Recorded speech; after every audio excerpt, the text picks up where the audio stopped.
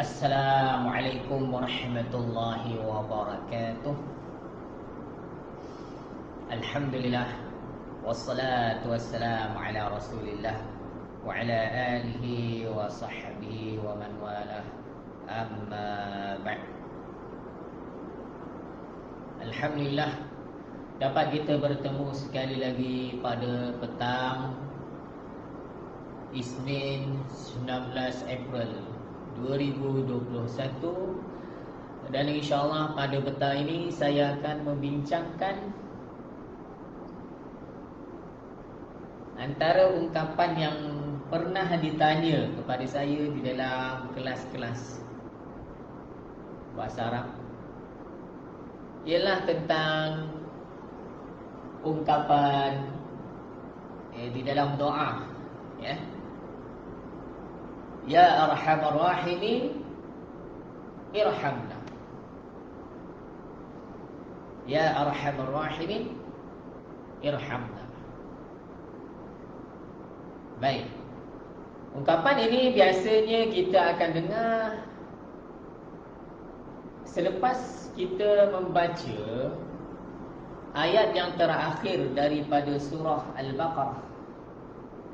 Rabbana wa la tuhammilna ma la taqata lana bih wa'fu 'anna waghfir lana warhamna anta maulana fansurna 'alal qaum.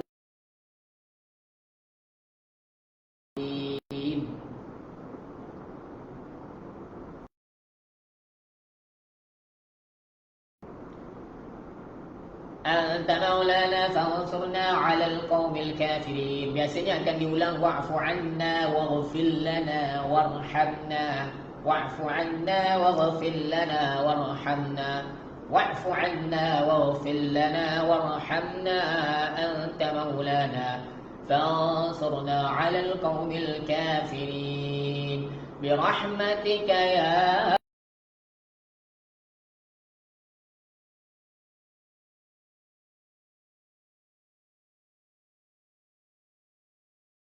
narhamna. Baik. Okey. Terlebih dahulu kita melihat kepada makna ungkapan ini. Ya Arhamar Rahimin, irhamna. Wahai, ya memberi maksud wahai,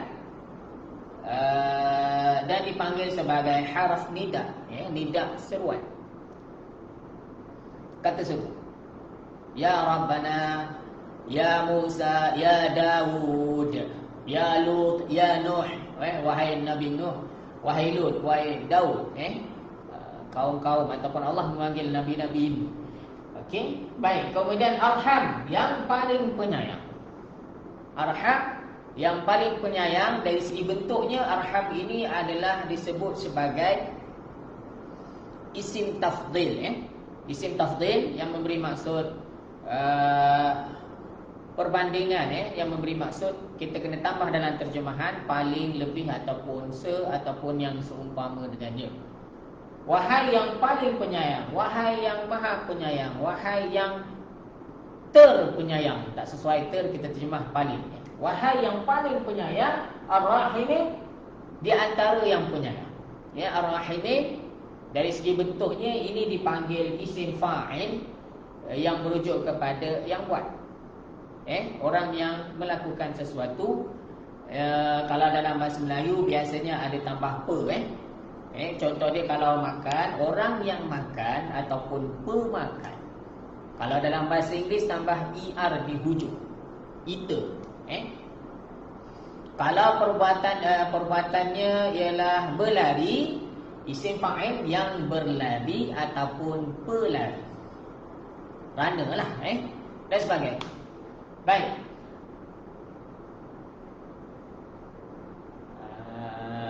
Kalau dalam skrip sana, ataupun mungkin ada sebutan yang lain yang lebih tepat. Okey, sekarang ni kita nak fokus kepada perkataan yang ini. Irhamna. Irhamna maksudnya rahmatilah engkau kami, ataupun engkau rahmatilah kami. Irhamna. Irham ini dari segi bentuknya ialah Irham ini kalau kita tengok bentuknya, dia adalah daripada sini, yang disebut dalam masyarakat sebagai fi'il amar, kata kerja perintah. Suruh buat, makanlah, minumlah, rahmatilah, rezekikanlah, angkatlah, tutuplah keaiban, maafkanlah dan sebagainya. Ya, irham. Sebutannya irham maksudnya rahmatilah engkau, ataupun engkau rahmatilah. Kemudian na ni maksudnya kami. Baik, sekarang ini kita dah dapat terjemahan. Wahai yang maha penyayang di antara yang penyayang, rahmatilah kami, sayangilah kami, berilah rahmat, kasih sayang kepada kami. Baik, dari segi pembacaan, ya, kita nak baca irhamna ke narhamna, itu bergantung kepada cara bacaan kita macam mana. Yang pertama, kalau kita nak wakaf, maksud saya wakaf di sini ialah kita berhenti, kita tarik nafas, ataupun dalam bahasa Melayu kita koma, koma, letak koma, ya arhamar rahimin, wahai yang maha penyayang di antara yang penyayang, rahmatilah kami, kita tarik nafas, kita berhenti, kita tarik nafas. Jadi bacaannya ialah irhamna, irhamna. Ya, dan huruf pertama di sini adalah merupakan hamzah wasal. Kalau kita belajar di dalam tajwid, cara-cara membaca menyebut hamzah wasal melihat kepada huruf yang ketiga. Jika huruf ketiga baris depan, hamzah wasal dibaca dengan baris depan. Dalam Al-Quran contohnya urkud birijli, urkud, huruf kaf, huruf yang ketiga, urkud, alif hamzah wasal, ra dengan kaf, kaf baris depan, maka bacanya urkud. Dia huruf ketiga depan, maka hamzah wasal baca baris depan. Kalau huruf pertama baris bawah, maka huruf ketiga baris bawah, hamzah wasal dibaca dengan baris bawah.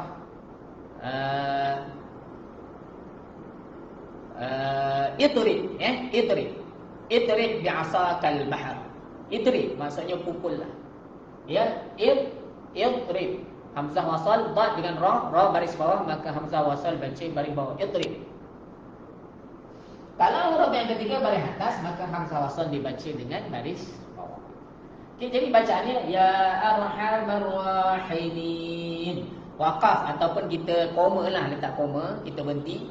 Ya arhamar rahimin, wahai yang maha penyayang di antara yang penyayang, rahmatilah kami, kita tarik nafas, maka bacaannya ya arhamar rahimin, irhamna. Maknanya kita memutuskan bacaan ni, kita tarik nafas. Wahai yang maha penyayang di antara sekalian yang penyayang, rahmatilah kami. Okey. Dan sebab kita bila bercakap koma, titik, ni penanda, ni tanda-tanda ni semua penting tuan-tuan puan dalam percakapan, ungkapan. Sebab kalau tidak kita bercakap tak kena gaya, maka nanti orang tak faham. Contohnya kalau kita kata Ali makan roti Bengali bawah rumah. Ali makan roti Bengali bawah rumah. Kalau berhenti silap tempat, lain makna dia. Ali makan roti Bengali bawah rumah, dah ada dua cerita kat situ. Ataupun Ali makan roti Bengali bawah rumah, cerita lain pula. Baik, dengan Ali makan roti Bengali bawah rumah. Jadi penting untuk kita jaga kita punya berhenti, kita punya tarik nafas kat mana supaya ayat itu boleh difahami. Okey? Jadi kalau kita nak berhenti kat sini, ya arhamar rahimin, irhamna. Wahai yang berhenti, maksud saya lah tarik nafas lah. Tarik nafas. Okey? Wahai yang maha penyayang di antara yang penyayang, tarik nafas, rahmatilah kami. Okey, ini kaedah pertama kita wakaf. Saya tak pastilah bila baca berjemaah, bila baca ramai-ramai ini kita wakaf ke wasal, saya tak pasti. Okey. Baik, yang kedua, bacaannya kita wasal, kita sambung dia. Dan seperti mana sedia maklum, hamzah wasal ini Kalau kita berhenti, kita nak mula baru letak baris. Kalau di tengah-tengah, kita sambung dengan huruf sebelumnya. Barisnya disambung. Terus huruf sebelumnya baris atas, nun baris atas ni terus disambung dengan huruf ra. Hamzah wasal ni kita anggap dia macam tidak ada dalam bunyi, tak ada dalam sebutan. Okey, bacaannya ya arhamar rahimin arhamna. Ya arhamar rahimin arhamna. Wahai yang maha penyayang di antara yang penyayang, rahmatilah kami. Terus tanpa ada berhenti. Okey juga, tidak ada masalah. Bergantung kepada cara pembacaan lah. Siapa nak baca slow, berhenti. Ya arhamar rahimin irhamna. Siapa nak baca cepat? Ya arhamar rahimin arhamna. Ya arhamar rahimin arhamna. Baik, masih okey Waqaf betul, kita wasal pun betul. Tetapi kalaulah ada satu lagi keadaan di mana kita waqaf, kita berhenti. Ya arhamar rahimin, berhenti, tarik nafas. Lepas tu kita sebut narhamna, yang ini salah. Sebab memberi maksud apa? Wahai yang paling penyayang di antara yang penyayang.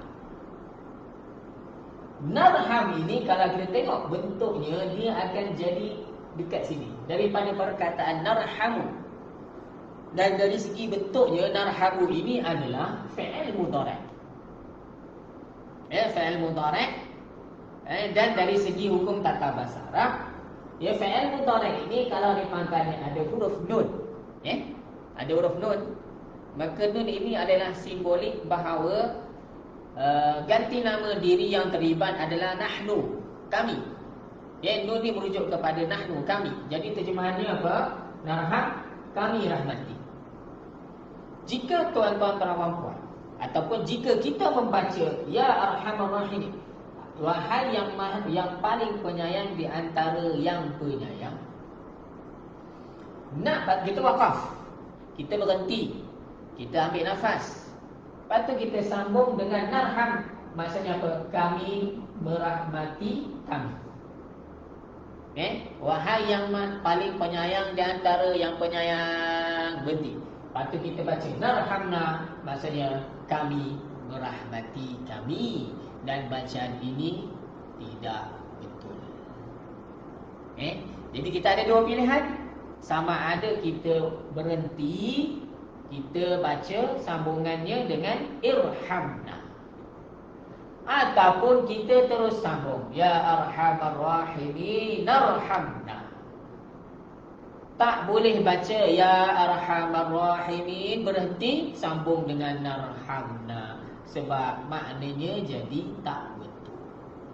Okey, kesimpulannya tuan-tuan puan-puan baca yang mana? Sama ada kita baca yang pertama biasanya dibaca laju tuan-tuan puan, kita baca laju birahmatika ya arhamar rahimin wa'fu 'anna waghfir lana warhamna anta maulana fansurna 'alal qaumil kafirin birahmatika ya arhamar rahimin arhamna ya arhamar rahimin arhamna ya arhamar rahimin arhamna. Biasa kalau baca laju kita terus sambung. Ataupun kalau kita baca slow, birahmatika ya arhamar rahimin irhamna, ya arhamar rahimin irhamna. Okey, baik, bacanya irhamna. Cuma kalau tengok kebiasaan yang diamalkan di Malaysia ketika berzikir, berwirid lepas solat dan sebagainya, tempat-tempat yang kita baca ini biasanya dibaca dengan laju. Jadi bacaan laju kalau kita nak wasal, kaedahnya ya arhamar rahimin arhamna, ya arhamar rahimin narhamna. Tapi kalau ada yang baca ya arhamar rahimin irhamna, maknanya kita anggaplah dia tu tarik nafas maksudnya. Yang tak bolehnya ya arhamar rahimin berhenti, lepas tu narhamna, tak boleh, sebab tidak menepati sebutan yang betul di dalam bahasa. Wallahu a'lam. InsyaAllah setakat ini sahaja perkongsian saya pada hari ini. Dan boleh panjang-panjangkan share kita berikan kepada sahabat-sahabat kita video ini supaya insyaAllah ramai lagi yang boleh mendapat manfaat. Dan insyaAllah pada hujung minggu ini pada hari Sabtu dan Ahad ini dijadualkan akan berlangsung satu kelas intensif 12 jam untuk menguasai asas bahasa Arab. Jika ada yang berminat boleh hubungi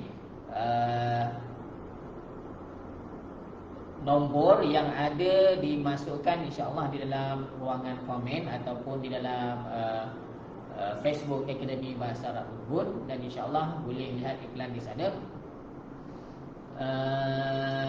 Dijadualkan ialah pada 24 dan 25 April.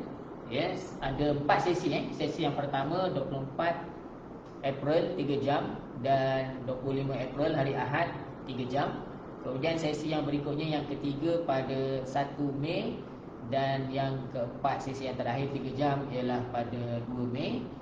InsyaAllah jika cukup penyertaan, kelas ini akan berlangsung pada Sabtu yang akan datang ini insyaAllah. Dan yang terakhir, kita jumpa lagi dalam video-video yang akan datang. Sila like, komen, share. Kalau ada apa-apa cadangan pun boleh beri supaya saya dapat ulas dalam video-video yang akan datang. Wallahu a'lam, wabillahi taufiq wal hidayah. Wassalamualaikum warahmatullahi wabarakatuh.